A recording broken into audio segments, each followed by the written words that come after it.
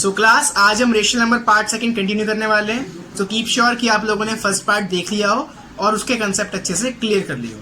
ठीक है, अब इस पार्ट में मैं आपको कुछ ऐसे टेक्निक्स बताने वाला हूं जिससे कि आपको क्वेश्चन देख के समझ में आ जाए कि हमें इस क्वेश्चन को कौन से मेथड से इजिली वे में सॉल्व आउट कर सकते हैं। ठीक है, अब आपको स्क्रीन पर दो प्रॉपर्टीज दिख रही हैं, कॉम्यूटेटिविटी of multiplication and associativity of multiplication. अब आपने पार्ट फर्स्ट में कॉम्यूटेटिविटी और एसोसिएटिविटी कर रखी है, ठीक, बट वो एडिशन की थी। तो मैं एक बार मल्टीप्लिकेशन को बता दूं कि फॉर्मेट दोनों का सेम है। अब कॉम्यूटेटिविटी ऑफ मल्टीप्लिकेशन हमको ये बताती है कि जब दो रेशनल नंबर मल्टीप्लाई में हों तो अगर हम उनके पोजीशन इंटरचेंज कर दें, मतलब जो पहले है रेशनल नंबर उसको बाद में लिख दें और बाद वाले को पहले लिख दें, तब भी मल्टीप्लाई में कोई इफेक्ट नहीं पड़ेगा। एसोसिएटिविटी ऑफ मल्टीप्लिकेशन भी हमको यही बताती है कि जब हमारे पास तीन रेशनल नंबर हों और तीनों में से हम इनकी पोजीशन चेंज कर दें, मतलब पहले हम फर्स्ट दो को मल्टीप्लाई करें बाद में थर्ड से कर लें, या फिर पहले हम लास्ट टू को मल्टीप्लाई करें और बाद में फर्स्ट से कर लें, तब भी हमारी मल्टीप्लिकेशन में कोई इफेक्ट नहीं पड़ेगा, जैसे कि इन दोनों में LHS और RHS में किया हुआ है। ठीक है, अब फॉर एग्जाम्पल मैं आपको इनके बेस्ड क्वेश्चंस बता देता हूं। ठीक है, कि ऐसी कौन कौन से क्वेश्चंस होते हैं जिनमें हम एसोसिएटिविटी कॉम्यूटेटिविटी ऐड कर सकते हैं या फिर अप्लाई करते हैं। ठीक है, तो जैसे कि मैंने आपको एक क्वेश्चन बताया, -2/5 मल्टीप्लाई 3/7 मल्टीप्लाई 15/16 मल्टीप्लाई -14/9। अब ये चारों मल्टीप्लाई में है, तो इसमें हमें ये समझना है सबसे पहले कि कौन से दो रेशनल नंबर बहुत कॉमन है, मतलब कट सकते हैं एक दूसरे से।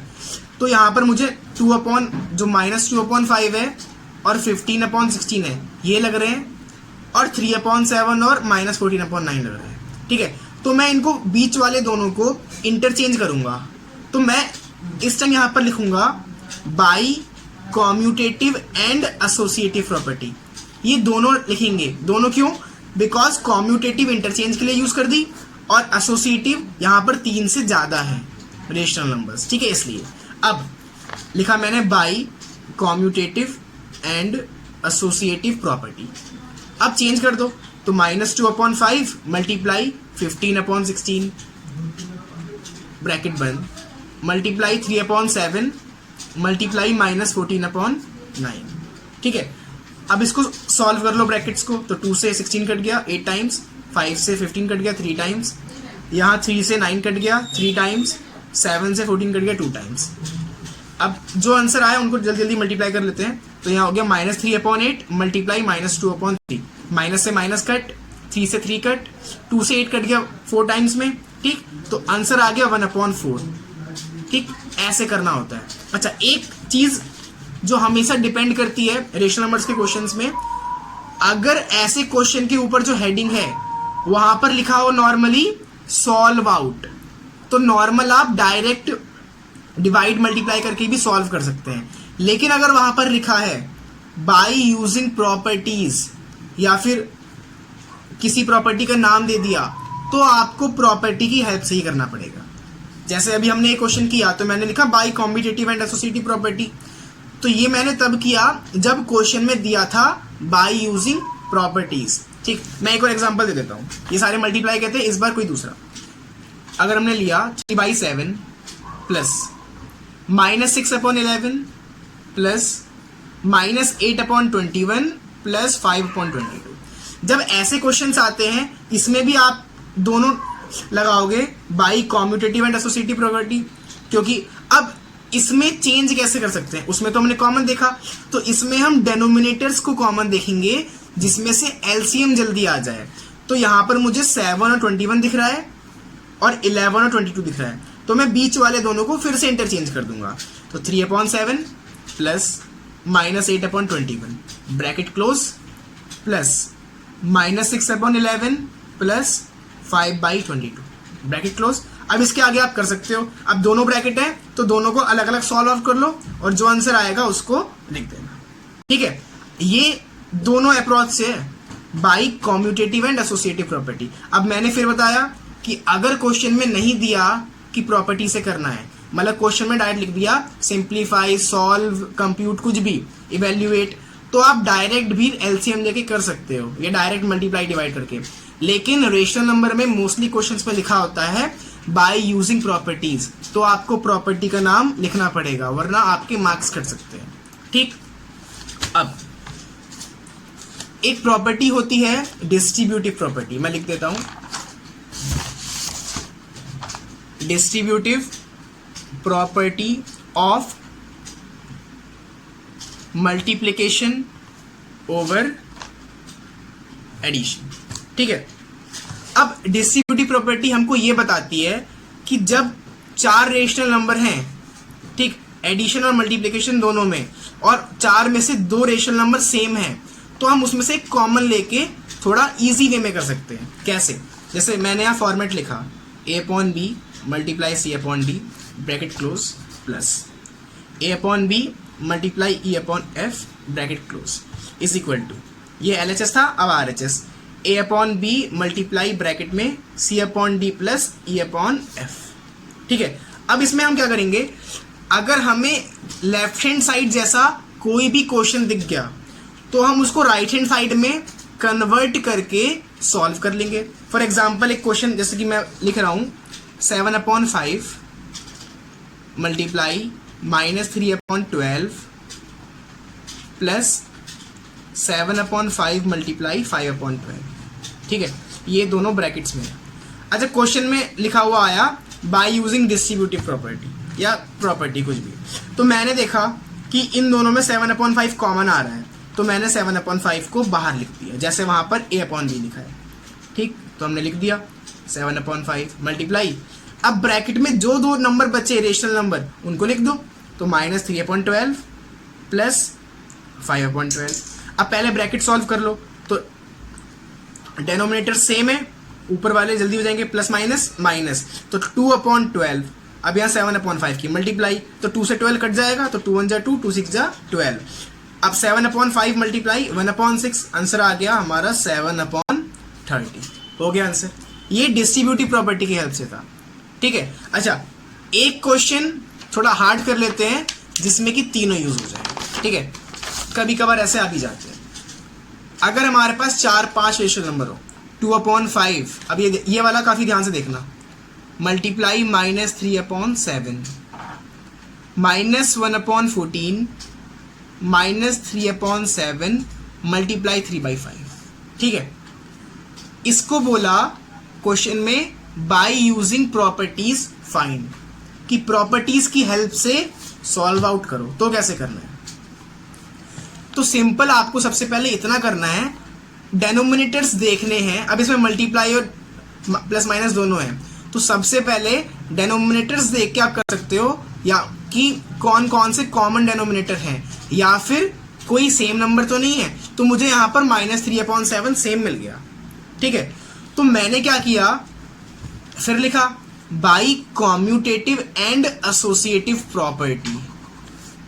ठीक, तो मैंने जो लास्ट में -3/7 मल्टीप्लाई 3/5 था, इसको आगे लिख दिया और -1/14 को लास्ट में कर दिया, क्योंकि मुझे दोनों को पास लाना था। अब ये मैंने कॉम्यूटेटिव और एसोसिएटिव की हेल्प से किया है। क्यों? क्योंकि हम इंटरचेंज तो कर ही सकते हैं। तो अब यहाँ पर लिखा मैंने 2/5 मल्टीप्लाई -3/7 -3/7 मल्टीप्लाई 3/5 -1/14। ठीक, अब इसके बाद क्या करेंगे हम, 3/7 कॉमन मिल रहा है माइनस में, तो हम -3/7 कॉमन ले लेंगे। ठीक, अब क्या क्या बचा, 2/5 इस साइड बच गया।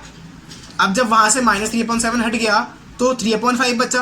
अब 3/5 क्या है, पॉजिटिव, तो प्लस 3/5, और लास्ट में -1/14 एज इट इज। ठीक है, अब ब्रैकेट पहले सॉल्व कर लो, तो ये भी सेम डेनोमिनेटर्स हैं, तो 2 + 3 5, 5 से 5 कट गया, दोनों जगह 1 आ गया। अब -3/7 -1/14 एलसीएम लेंगे, 7 14 का एलसीएम 14। ठीक है, तो -3 2 जा 6, तो -6 -1 तो -7/14 अभी कट रहा है तो हम काट सकते हैं, 7 1 जा 7, 7 2 जा 14, तो आपका आंसर आ गया -1/2। समझ में आ गया? ऐसे ही करना है, ठीक है। अगर ऐसे क्वेश्चंस आते हैं तो कीप श्योर की प्रॉपर्टी अच्छे से सीख लो, ठीक है।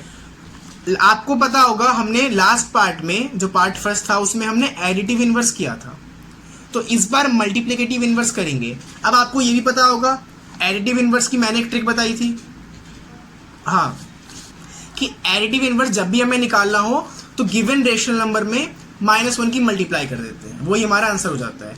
और कभी डाउट हो तो चेक करने के लिए जो क्वेश्चन में गिवन था रेशनल नंबर और जो हमने निकाला है, उन दोनों को ऐड कर देंगे, आंसर 0 आएगा। अगर 0 नहीं आया तो हमारा गलत है, ठीक। मल्टीप्लिकेटिव इनवर्स भी कुछ ऐसे ही है, इसमें भी मैं आपको एक ट्रिक बताता हूँ, ठीक है। मल्टीप्लिकेटिव इनवर्स आप ऐसे कर सकते हो, जब भी आपको कोई रेशनल नंबर दिया है और बोला फाइंड द मल्टीप्लिकेटिव इनवर्स, तो उस रेशनल नंबर को रेसिप्रोकल कर दो, वही आपका आंसर। समझ में आया? दोबारा बताता हूँ, किसी भी रेशनल नंबर का जब मल्टीप्लिकेटिव इनवर्स निकालना हो तो उस रेशनल नंबर को रेसिप्रोकल कर दो, आपका आंसर आ जाएगा। अच्छा, कभी चेक करना है कि आंसर सही आया गलत, तो जो आपका आंसर आया उसको मल्टीप्लाई कर दो गिवन रेशनल नंबर में, जो क्वेश्चन था, आपका आंसर 1 आएगा। अगर 1 नहीं आया तो कहीं ना कहीं गलत है, ठीक। समझ में आ गया? मैं एक एग्जांपल कर देता हूँ, जैसे मैंने कहा 1/2, इसका ये रेशनल नंबर दिया हुआ है, इसका मल्टीप्लिकेटिव इनवर्स निकालना है, तो 1/2 का इनवर्स क्या होगा, तो 1/2 का मैंने रेसिप्रोकल कर दिया, तो रेसिप्रोकल क्या होगा 1/2 का, 2/1, हो गया आंसर। चेक करें कि सही आ रहा नहीं आ रहा, तो 1/2 मल्टीप्लाई 2/1, 2 से 2 कट गया, 1 आ गया, हो गया आंसर। अब कभी कभार मल्टीप्लिकेटिव इनवर्स मल्टीप्लाई में आते हैं, जैसे कि -1 मल्टीप्लाई -2/5। अब इसका निकालो, तो पहले क्या करोगे आप, इसी को सॉल्व कर लोगे, माइनस से माइनस कट गया, 2/5 बन जा 2/5। अब इसका निकाल लो, तो 2/5 का रेसिप्रोकल क्या होगा, 5/2, हो गया हमारा आंसर। चेक करना है तो दोनों की मल्टीप्लाई कर लो, 2/5 की मल्टीप्लाई 5/2 से, कट गया, आ गया 1, हो गया आंसर। इजी है। अच्छा, मल्टीप्लिकेटिव इनवर्स में अगर वर्ड प्रॉब्लम आ जाए, वर्ड प्रॉब्लम मतलब जहां पर आपसे पूछा गया कि बताओ ये मल्टीप्लिकेटिव इनवर्स है या नहीं है, यस नो रीजंस वाले, जैसे मैंने यहाँ क्वेश्चन लिखा, is 0.7 the multiplicative inverse of 1/3/7, state the reason. अब यहाँ हमसे पूछा कि बताओ 0.7 क्या 1/3/7 का मल्टीप्लिकेटिव इनवर्स है, अगर है तो रीजन बताओ क्यों है, और नहीं है तब भी रीजन बताओ क्यों नहीं है। तो नॉर्मली इसमें आपको जो गिवन रेशनल नंबर दिया है, मतलब 1/3/7, ये मिक्स्ड फॉर्म में है, वो तो पता होगा आपको, फ्रैक्शंस कर रखे हैं, ठीक है। तो 1/3/7 में जो मिक्स्ड फ्रैक्शन में दिया है, इसको पहले आप इम्प्रॉपर में करोगे, तो 7 1 जा 7, 7 + 3 10, 10/7 हो गया। इसका आप मल्टीप्लिकेटिव इनवर्स निकाल लो, अगर 0.7 आया तो सही, नहीं आया तो गलत, तो 10/7 का उल्टा रेसिप्रोकल 7/10। अब 7 को 10 से डिवाइड करेंगे तो 0.7 आ गया सेम, तो लिख देंगे यस। रीजन में क्या लिखोगे, तो रीजन में आप ये लिखोगे because 0.7 multiply 1/3/7 is equal to 1। Check कर लो 0.7, अब 1/3/7 क्या था, 10/7, तो 7 से 0.7 कट गया कितने टाइम्स, 0.1, और बस 10 बन जा 10, और एक पॉइंट से हट गया तो 1 आंसर आ गया, ठीक है। ऐसे कर सकते हो आप सारे क्वेश्चंस। ये सारे क्वेश्चंस क्यों बता रहा हूं, क्योंकि क्वेश्चन बेस्ड जितना करोगे उतनी अच्छी प्रैक्टिस रहेगी आपकी, ठीक है। अच्छा, आपको 2 चीज बता दूं, एक होती है एडिटिव आइडेंटिटी और एक होती है मल्टीप्लिकेटिव आइडेंटिटी। कभी कभार क्वेश्चन अगर आ जाते हैं name the property, solve valve नहीं करना होता, लेकिन क्वेश्चन आते हैं नेम बताओ प्रॉपर्टी का, और क्वेश्चन आ गया 1/2 + 0 is equal to 0 + 1/2 is equal to 1/2। तो जब किसी भी नंबर में 0 ऐड करते हैं तो वही नंबर आएगा, ठीक। तो इसको बोलते हैं एडिटिव आइडेंटिटी, जब ऐड करने की बात हो। अच्छा, अगर क्वेश्चन ऐसा है 1/2 multiply 1 is equal to 1 × 1/2 is equal to 1/2, मतलब अगर किसी नंबर में 1 की मल्टीप्लाई करते हैं तब भी वही नंबर आएगा। तो मल्टीप्लाई के टाइम यहां पर हम बोल देते हैं मल्टीप्लिकेटिव आइडेंटिटी। समझ में आया? ठीक है, ऐसे ही करना है। एक और कुछ क्वेश्चंस ऐसे आते हैं, verify that minus x is equal to x. तो इसमें बिल्कुल भी कंफ्यूज नहीं होना। नॉर्मली आपको x की वैल्यू पुट कर देनी है और सॉल्व करने के बाद जो x की वैल्यू दी थी आपका वही आंसर आएगा। मैं बता देता हूँ, जैसे कि आपको बोला verify that minus x is equal to x और x की वैल्यू बोल दी -2/3। ठीक, अब पुट करते हैं। तो पहले सबसे पहले माइनस, फिर ब्रैकेट खोला, एक माइनस, अब x की वैल्यू क्या थी -2/3। बस आपको माइनस से माइनस काटने हैं, तो माइनस से माइनस कट गया, एक बचा तो आंसर आ गया -2/3, हो गया आंसर। अच्छा, x की वैल्यू क्या थी -2/3, हो गया बराबर, तो वेरीफाई हो गया।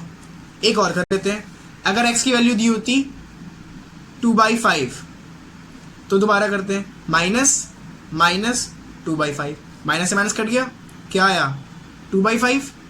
2/5 x की वैल्यू थी, पहले से ही थी, फिर वेरीफाई। समझ में आ गया? अब ये सारे क्वेश्चंस आप घर पे अच्छे से प्रैक्टिस करना, तब जाकर रेशनल नंबर और स्ट्रॉन्ग हो जाएगा। अच्छा, एक लास्ट क्वेश्चन मैं ओरली पूछता हूँ। ऐसे 2 रेशनल नंबर बताओ जिसके रेसिप्रोकल इक्वल होते हैं। मतलब ऐसे 2 रेशनल नंबर जिनके रेसिप्रोकल उन्हीं के इक्वल होते हैं। जैसे 2 का रेसिप्रोकल 1/2, तो बाकी के 2 क्या होंगे? एक तो 1, क्योंकि 1 का रेसिप्रोकल भी 1 ही होता है, और दूसरा -1। ठीक है, तो ऐसे ही अब जितना मैंने कराया है उनकी अच्छे से प्रैक्टिस कर लेना। So be sure, be healthy, good bye.